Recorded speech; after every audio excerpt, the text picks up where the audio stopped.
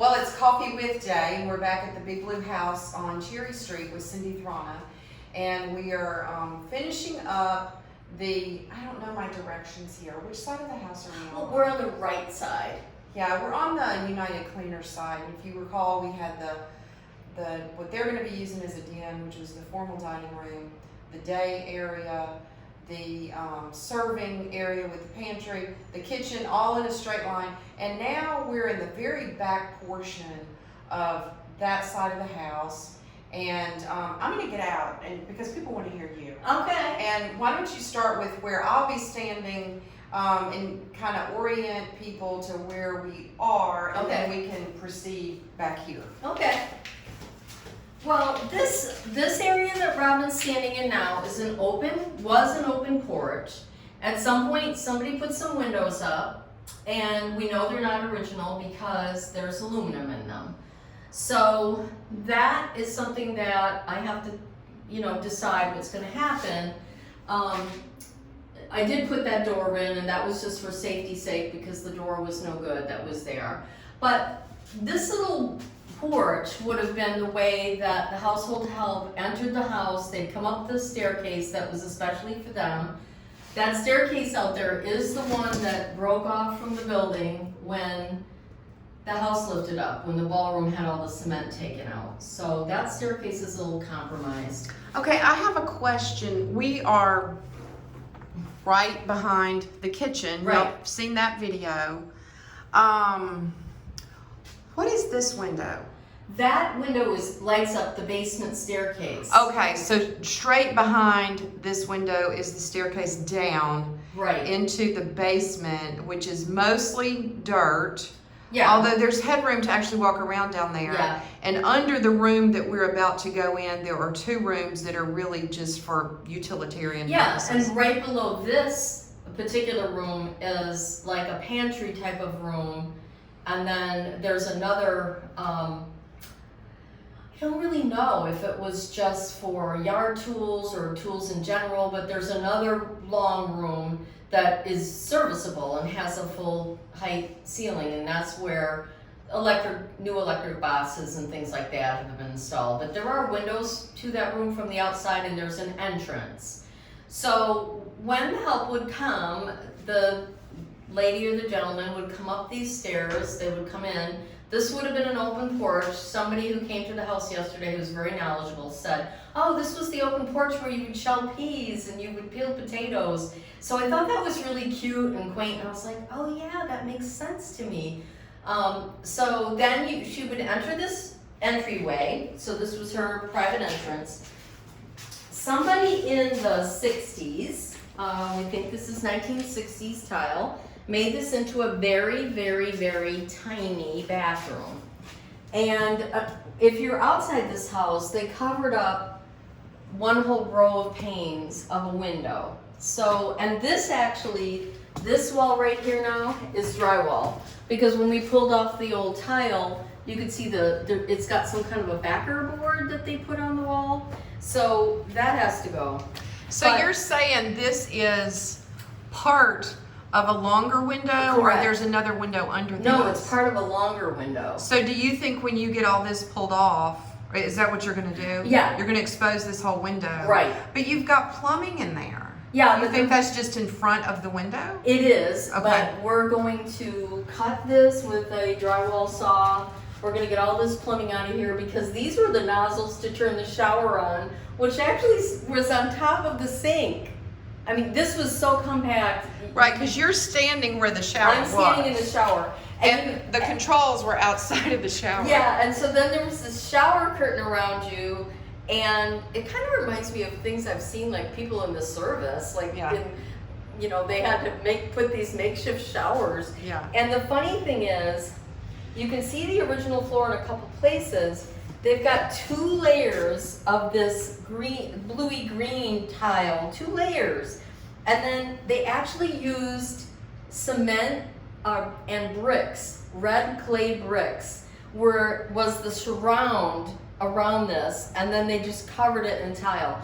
I had never seen that before, but when the gentleman came to talk to me about getting this floor up, he was like, oh, that's very common. They made entire shower surrounds with brick. And I thought it was pretty ingenious, but. So you're going to expose this window as it was originally. Correct. And what is this closet or whatever this, what are you going to use it for? It was an entryway, but I have to really find out from the Preservation Society if I'm probably grandfathered to make it back into a bathroom.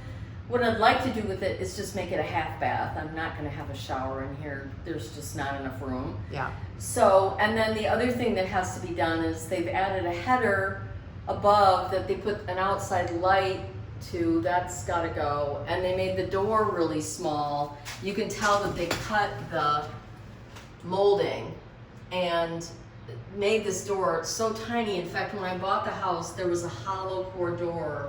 Well, do you think originally there was no doorway here? No, I think there was one, but it was a full-size regular door. Gotcha. And what they did was they made this door frame smaller so they could accommodate this toilet sitting here. Gotcha. But the toilet still protruded in front of the door, so it wasn't a very good design. Let's just say that. Okay, let me back up.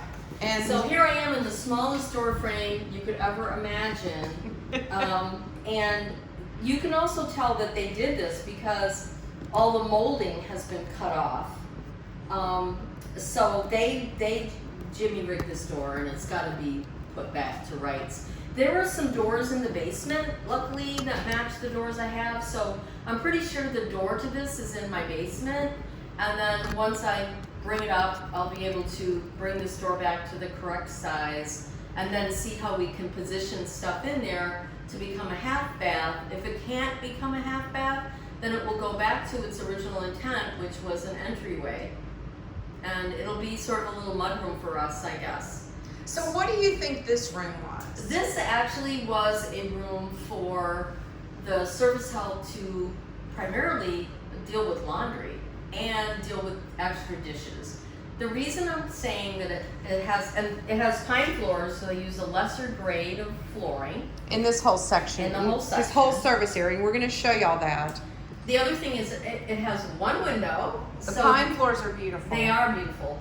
But, you know, they have one window because in service areas they cut back on expenditures. So there's one window in here. So we are just to kind of orient everyone. Let's see if I can get this. You can kind of see we're looking toward the very back of the ballroom. And that wing over there is what we have not done, which is the private family quarters of the bedroom wing. And we will be doing that in the future. So, unfortunately, we have a lot of boxes stacked right here. And also you can tell if you go to the top of that door frame, it would have been the same size as this one. So you can see how much they have altered that door. And oh, right, it's much shorter too. it's narrow and it's very short. That is not correct.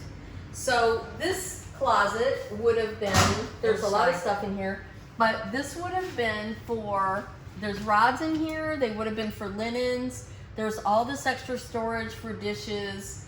Also, she would have, in this time frame, you have to realize 1912, the Titanic went down. This house was finished in 1913. Think how often women changed their clothes.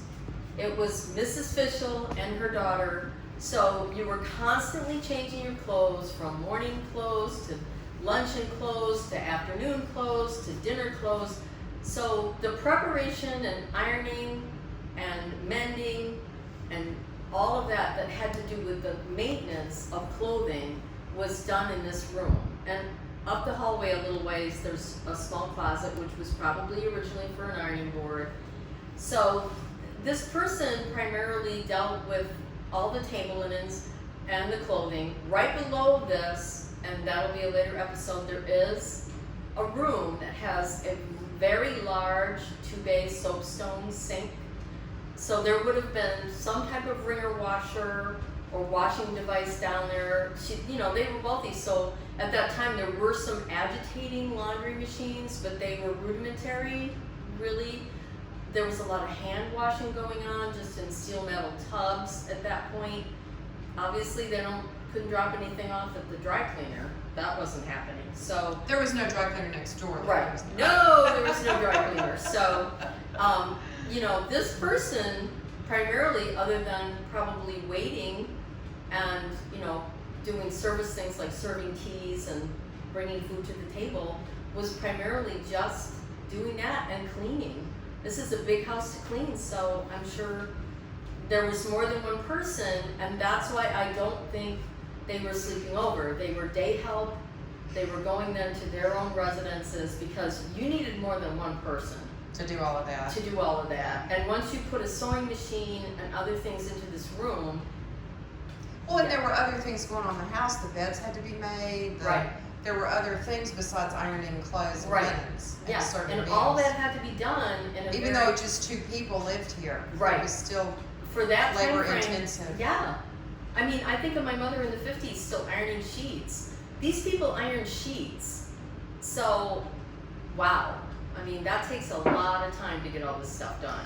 Okay, let's do the hallway. All right. And then we'll wrap this episode up. Okay, perfect. So Robin's turning around. I'm coming down the hallway. Forgive me, there's drywall in this hallway. There's lots of things. This hallway suffered a lot. It's got some leaking. It has a lot of peeling going on due to water. And also, when I bought this house, there was not a working furnace.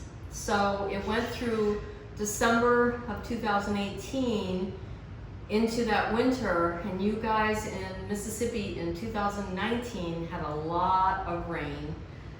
So this suffered a lot of peeling, and that's because of no heat, expansion and contraction. When I got here in March, the walls were literally slimy with water. And so, you know, a lot of this peeled. The other thing is I think this was wallpapered when I bought the house. So a lot of this is the product that you put on the walls, the glue for the wallpaper. But underneath is a very dingy color. It's sort of shocking to me. But you can see as we come down the hall, you can see that indigenous sort of pink color that was probably some form of primer that everything got done with that. I'm going to just show the staircase to the basement. We were talking about that. There's this side of that window we saw when we were out on the porch. Right, so that's the size of the window that it should be 3 panes deep in the entryway. And the other strange thing about this is something happened here because this got cut off and this got cut off. I think there was a post that actually went to the ceiling, or perhaps there could have been a light on this, but this has been shorn off, and it's also, they did something here. So maybe there was a gate also to help from, you know, people falling, but something's missing from that newel post. Absolutely. I just think that this staircase is amazing because to me, there could have been other areas of the house, but the architect chose to do it this way. He could have run a staircase, let's say, at the very back of that room from left to right, but he chose to use up this huge piece of real estate.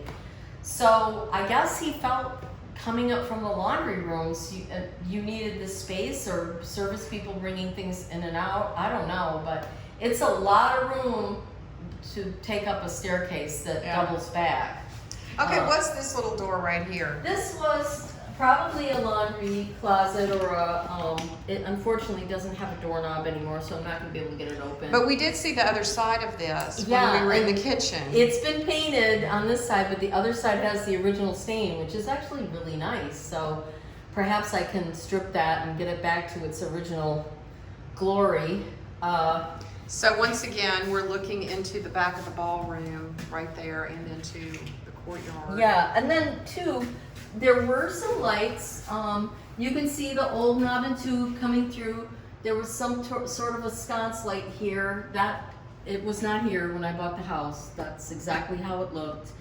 They sold a lot of lights off at auction, so that probably left the building like Elvis. And this door goes into the kitchen. Goes into the kitchen. Y'all have seen that video And already. then when you come all the way down, each side of each hallway has one of these boxes, and it's an old fuse box, and you can see where all the knob and tube is going into this box, and you can see where the old wallpaper, this was added on, I guess, at some point, because the wallpaper is actually underneath this, or else they papered first and then finished the trim. I don't really know, but it's so funny. The wallpaper comes right into the box.